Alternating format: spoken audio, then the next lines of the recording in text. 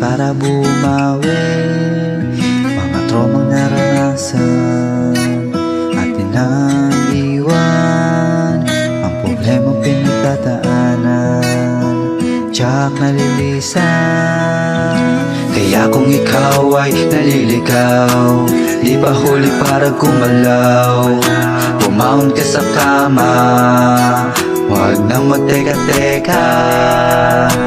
Di ka na bata para mawala ng pag-asa. Kung kaya mo naman na di kilusan, sarili mong katamaran utusan. Kung mawala sa sarili mo kulungan, tuloy lang palagi ano mang mangyari. Talo man palagi, may bukas para buhay.